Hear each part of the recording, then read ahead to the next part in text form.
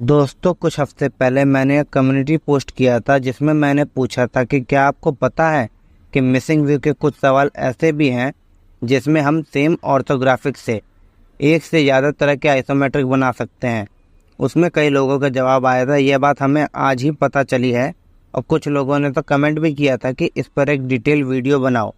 तो दोस्तों, आज हम उसी टॉपिक पर यह वीडियो बनाने आ रहे हैं जिसमें हम देखेंगे कि कैसे हम सेम व्यू की मदद से डिफरेंट आइसोमेट्रिक बना सकते हैं।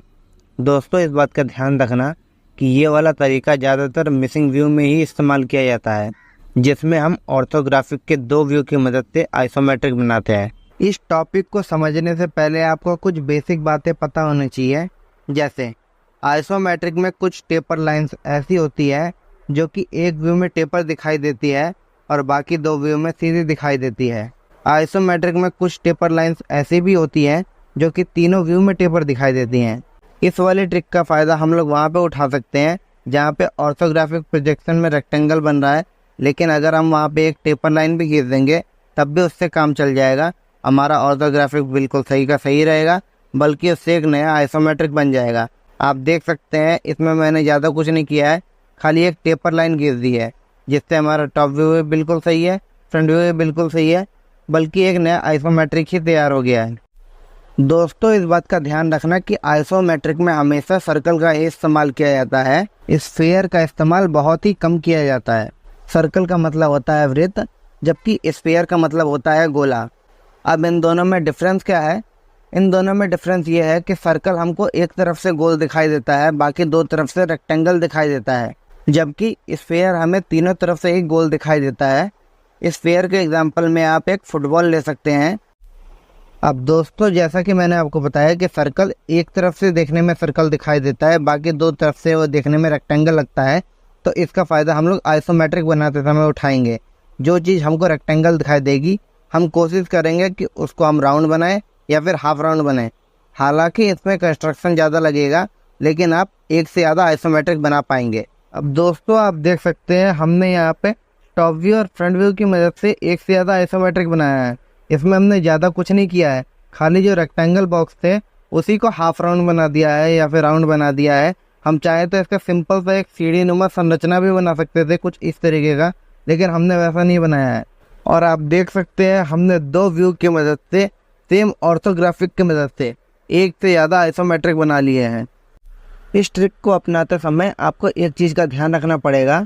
ऑर्थोग्राफिक में आप जहाँ पे कर्व बनाना चाहते हैं, अगर वहाँ पे डायमेंशन रेडियस के रूप में दी हुई है या फिर डायमीटर के रूप में दी हुई है या फिर खाली डायमेंशन दी ही नहीं है, तभी आप वहाँ पे कर्व का इस्तेमाल करेंगे, वरना आपको कर्व का इस्तेमाल नहीं करना है। क्योंकि अगर आप कर्व का इस्तेमाल करोगे तो आपका आइसोमेट्रिक तो सही बन जाएगा, लेकिन क्वेश्चन के हिसाब से आपका आइसोमेट्रिक गलत हो जाएगा।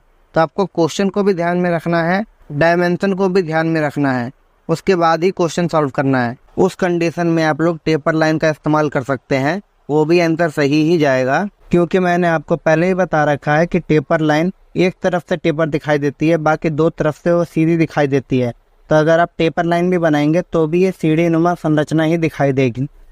अगली बात इसमें ध्यान रखने लायक यह है कि कुछ आइसोमेट्रिक ऐसे होते हैं जिसको बनाने के लिए हम लोग टॉप व्यू और फ्रंट व्यू का इस्तेमाल करते हैं, जबकि कुछ आइसोमेट्रिक ऐसे हैं जिसको बनाने के लिए हम लोग टॉप व्यू और साइड व्यू का इस्तेमाल करते हैं। तो दोस्तों, चलिए अब हम लोग समझ लेते हैं कि किस कंडीशन में हमको टॉप व्यू और फ्रंट व्यू चुनना है और किस कंडीशन में हमको टॉप व्यू और साइड व्यू चुनना है। तो दोस्तों, इस बात का ध्यान रखना, जिस ऑर्थोग्राफिक व्यू में आपको खाली टेपर लाइन दिखाई दे रही है, उसके अलावा कुछ और हिस्सा नहीं दिखाई दे रहा है, उस ऑर्थोग्राफिक व्यू को आपको सेलेक्ट नहीं करना है। जैसे आप इस वाले ऑर्थोग्राफिक में देख सकते हैं, आपको सामने एक खाली टेपर लाइन ही दिखाई दे रही है, तो इसको आपको सेलेक्ट नहीं करना है। इस कंडीशन में आप लोग टॉप व्यू और साइड व्यू को सेलेक्ट कर सकते हैं। और अगर आपको किसी ऑर्थोग्राफिक में टेपर लाइन तो दिखाई दे रही है, लेकिन साथ ही में आपको कुछ ऐसी लाइन भी दिखाई दे रही है जो कि सीधी है, तो आप उसमें टॉप व्यू और फ्रंट व्यू को सेलेक्ट कर सकते हैं। जैसे आप इस वाले चित्र में देख सकते हैं, इसमें टेपर लाइन भी दिखाई गई है और सीधी लाइन भी दिखाई गई है, तो आप इसमें टॉप व्यू और फ्रंट व्यू को सेलेक्ट कर सकते हैं। तो दोस्तों, जैसा कि मैंने आपको पहले बताया था कि कुछ आइसोमेट्रिक ऐसे भी होते हैं जिसमें हम लोग टेपर लाइन पे गिर देंगे तो भी उसके व्यू पे कोई फ़र्क नहीं आएगा।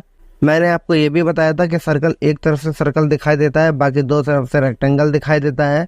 तो दोस्तों, इस बात का ध्यान रखना जिस व्यू में रेक्टेंगल का इस्तेमाल ज़्यादा किया गया हो, हम वहाँ पे टेपर लाइन भी खींच सकते हैं या फिर फ्रेंच कर्व की मदद से कर्व भी बना सकते हैं। आपके दोनों आइसोमेट्रिक सही ही जाएंगे।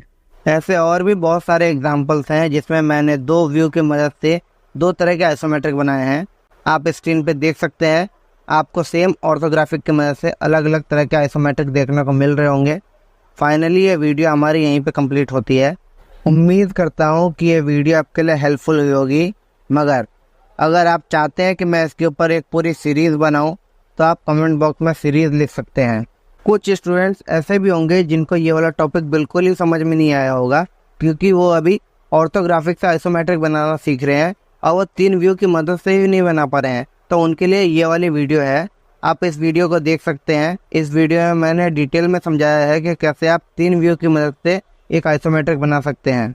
और अगर आप एकदम बेसिक से शुरू कर रहे हैं, आपको इंजीनियरिंग ड्राइंग के बारे में कुछ नहीं पता है, तो आप मेरे चैनल पर मेरी प्लेलिस्ट चेक कर सकते हैं, जिसमें मैंने ऑर्थोग्राफिक प्रोजेक्शन से लेके missing line, missing view, how to draw isometric, ये सारे टॉपिक कवर किए हैं।